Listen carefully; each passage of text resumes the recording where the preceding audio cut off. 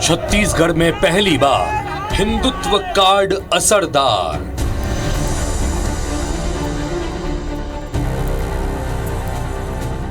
BJP का आक्रामक प्रचार, नतीजे शानदार। जय जय श्री राम। इस धरती पर प्रभु श्री राम को प्रणाम कर कर मेरी बात की शुरुआत करना है। एक अकबर अगर एक जगह में आते हैं, वो अकबर से अकबर को बुला के लेके आते हैं। इसीलिए वो अकबर को आप लोग विदा कीजिए, नहीं तो ये मां कौशल्या का भूमि और पवित्र हो जाएगा। भूपेश सरकार के मुस्लिम चेहरे की बड़ी हार।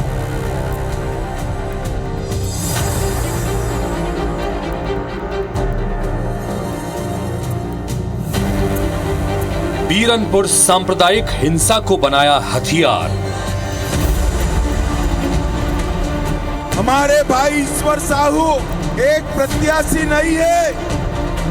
ईश्वर साहू प्रतीक है न्याय की लड़ाई का। भुवनेश्वर के पिता ईश्वर की जीत रही दमदार। भैया जिंदाबाद, ईश्वर भैया जिंदाबाद, जय जय श्री राम, जय श्री राम। बस्तर में धर्मांतरण को बनाया मुद्दा धारदार।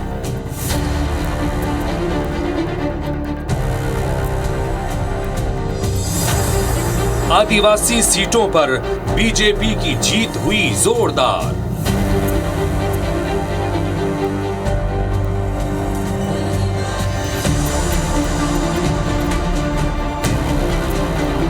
कांग्रेस की soft Hindutva policy out.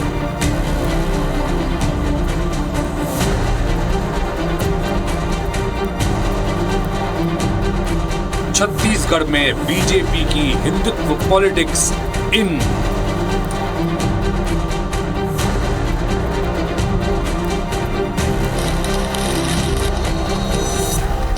Bharat माता की जय जय श्री राम। नमस्कार, मैं हूं हितेश व्यास। 4 राज्यों के विधानसभा चुनाव के नतीजों में इस वक्त देश भर में सबसे ज्यादा चर्चा छत्तीसगढ़ के परिणामों की हो रही है। क्योंकि सबसे ज्यादा मजबूत 5 साल पुरानी कांग्रेस सरकार को यहां हार का सामना करना पड़ा और चौंकाने वाले परिणाम देते हुए भारतीय जनता पार्टी ने यहां पर अब तक की सबसे बड़ी जीत दर्ज कर ली। भाजपा के रणनीतिकारों ने यहां पुराना दाव आजमाया, लेकिन तरीका नया था। छत्तीसगढ़ में हिंदुत्व का कार्ड असरदार साबित हुआ और भारतीय जनता पार्टी ने विधानसभा के चुनाव में ऐतिहासिक जीत दर्ज की।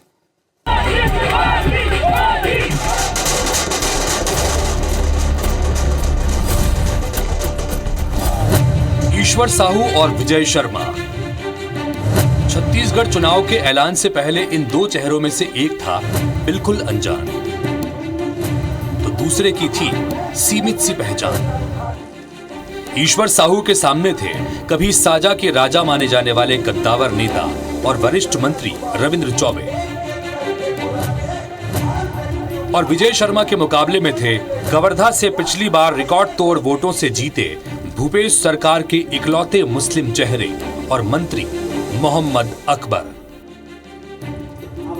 छत्तीसगढ़ की सत्ता से अगले 5 साल के लिए कांग्रेस को बाहर करने वाली बीजेपी ने इन 2 दिग्गजों को जिस रणनीति से आउट किया, उसे छत्तीसगढ़ में हिंदुत्व की राजनीति का इन माना जा रहा है, जिसके छत्तीसगढ़िया चेहरा बनकर उभरे हैं ईश्वर साहू और विजय शर्मा।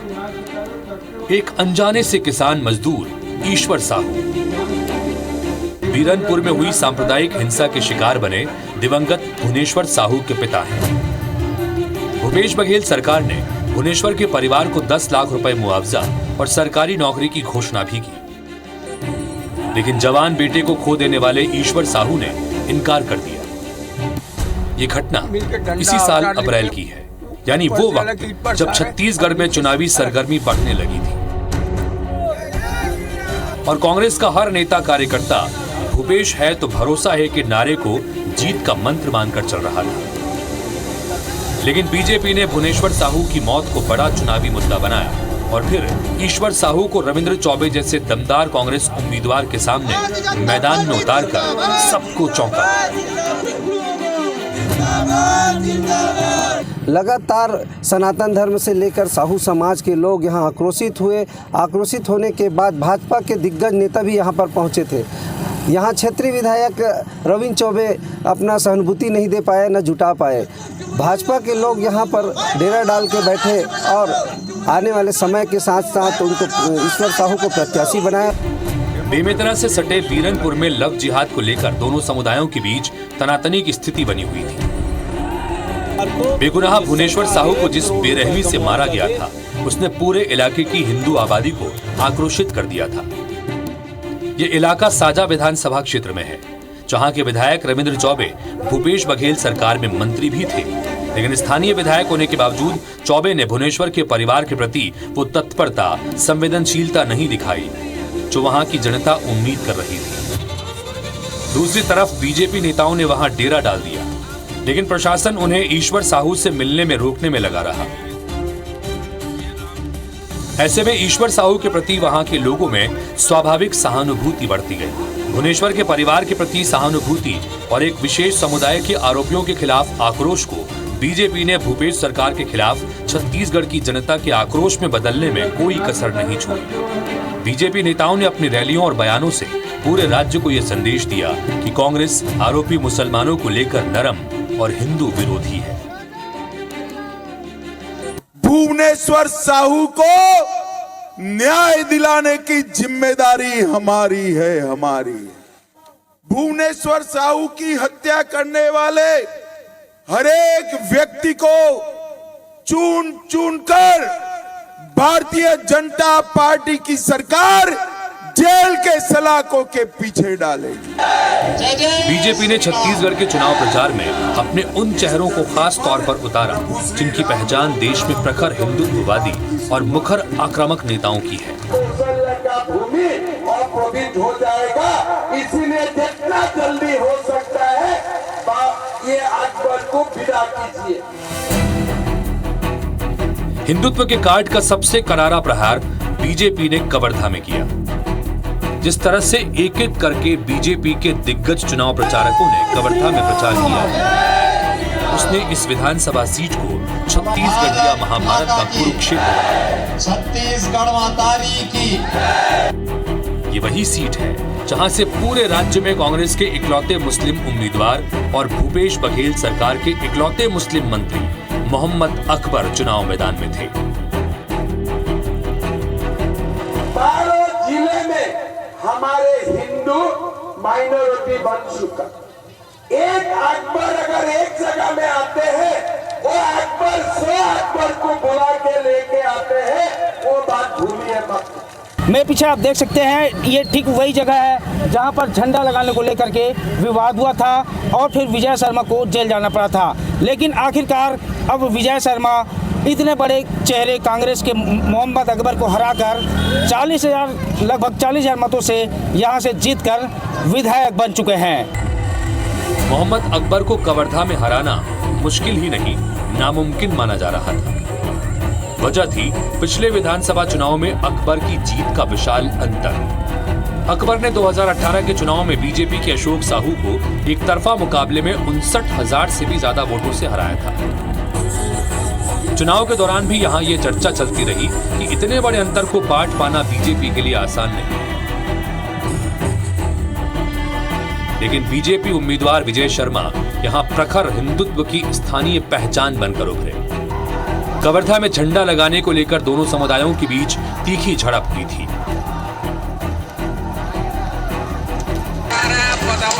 कई दिन तक कवर्धा शहर में कर्फ्यू लगा रहा। आरोप लगे थे कि हिंदुओं को धार्मिक झंडा लगाने से मुस्लिम युवकों ने रोक दिया था।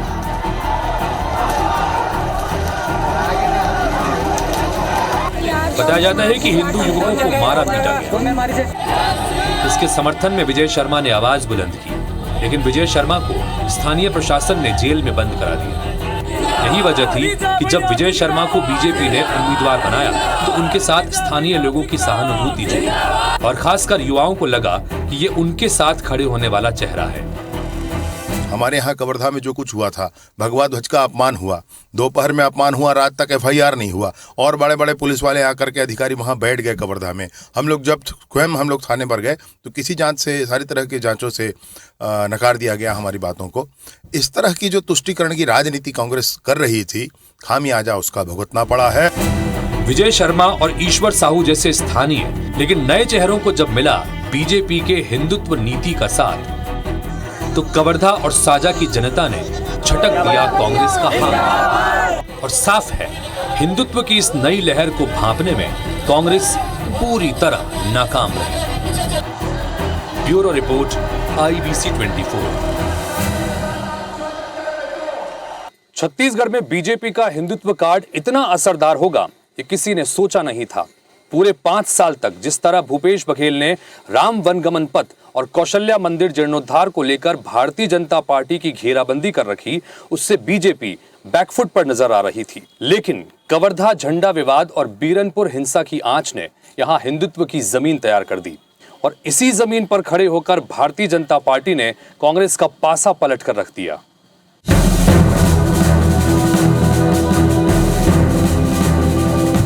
अयोध्या में श्री राम जन्मभूमि पर बने रामलला के भव्य मंदिर की प्राण प्रतिष्ठा का निमंत्रण छत्तीसगढ़ की जनता तक भी पहुंच रहा है।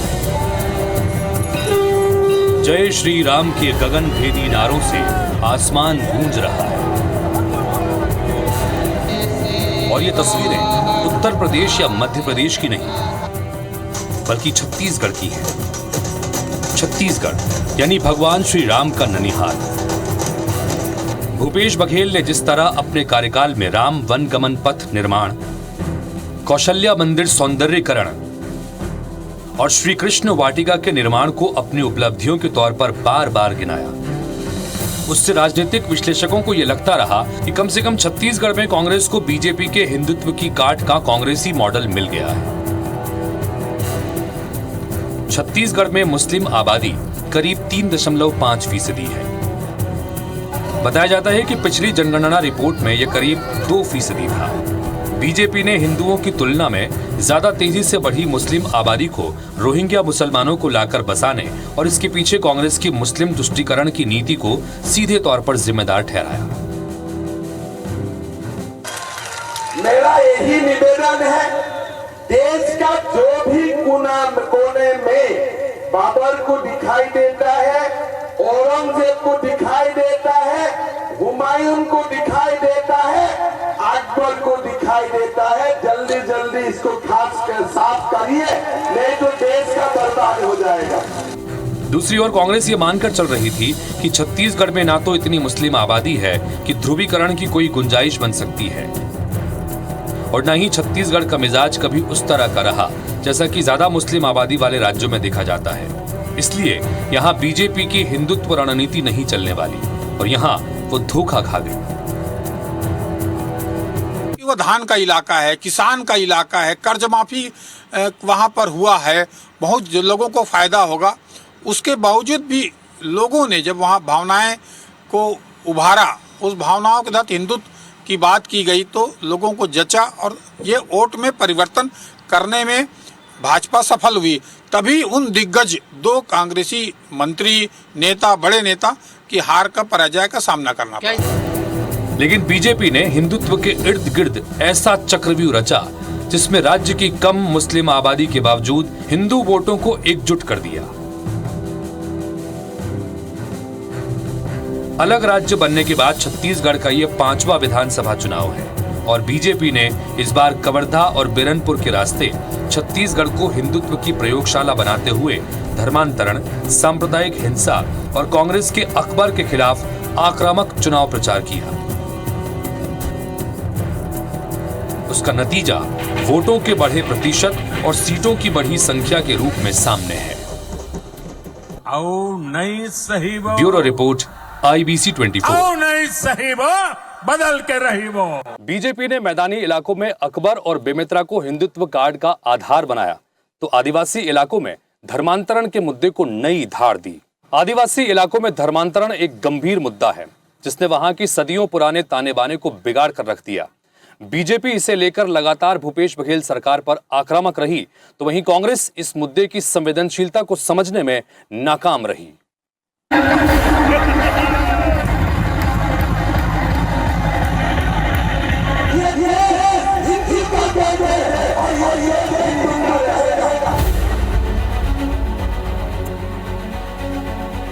छत्तीसगढ़ में भाजपा की बड़ी जीत के पीछे कई अहम मुद्दों का स्थान रहा है, लेकिन आदिवासी क्षेत्र बस्तर में जिस तरह बड़ा उलटफेर हुआ वो वाकई चौंकाने वाला रहा।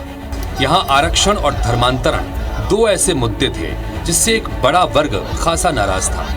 भाजपा ने आदिवासियों के धर्मांतरण के मामले को हथियार बनाया और पार्टी की मोर्चाबंदी के आगे कांग्रेस की धार कमजोर पड़ गई। नतीजा ये निकला कि आदिवासी वोटर एक बार फिर भाजपा के पाले में चले गए। नारायणपुर, चित्रकूट, कोंटा, दंतेवाड़ा, केशकाल, कोंडागांव और अंतागढ़ बस्तर की इन 7 विधानसभा सीटों में उत्तर से लेकर दक्षिण तक जिस अहम मुद्दे ने भाजपा के पक्ष में काम किया वो था धर्मांतरण। पिछला चुनाव हारने के बाद भाजपा और उसके अनुषांगिक संगठनों ने आदिवासी क्षेत्रों में वोट पोलराइज करने के लिए इस मुद्दे पर काम करना शुरू कर दिया। जो मुद्दा बरसों से गांव-गांव में दहक रहा था, राजनीति की हवा मिलते ही उसे भड़कने में देर नहीं लगी। वोटों का ध्रुवीकरण हुआ और इसका सीधा फायदा मिला भाजपा को। छत्तीसगढ़ के चुनाव में बस्तर के हिस्से को भी मतांतरण के मुद्दे ने खासा प्रभावित किया। यहाँ जिस तरह से भारतीय जनता पार्टी ने आगे होकर इस मुद्दे को टेकअप किया, उसका असर विधानसभा चुनावों में साफ तौर पर दिखाई दिया। आदिवासी समुदाय अपनी संस्कृति और परंपराओं को लेकर बेहद संवेदनशील है। उसने इस मुद्दे पर भाजपा की तरफ जाना पसंद किया। कांग्रेस के विधायक, मंत्री और सांसद इसका कोई काट नहीं ढूंढ सके। अलबत्ता कांग्रेस सरकार के फैसलों ने जले पर नमक छिड़कने का काम किया। माहौल ऐसा बदला कि चित्रकूट विधानसभा में कांग्रेस के प्रदेश अध्यक्ष भी धर्मांतरण के मुद्दे पर घिर गए। कोंडागांव में भी यही मुद्दा कांग्रेस के मंत्री मोहन मरकाम के खिलाफ गया। बस्तर में जिन सीटों पर भाजपा को बड़ा मार्जिन मिला है, उसके पीछे इसी मुद्दे ने काम किया।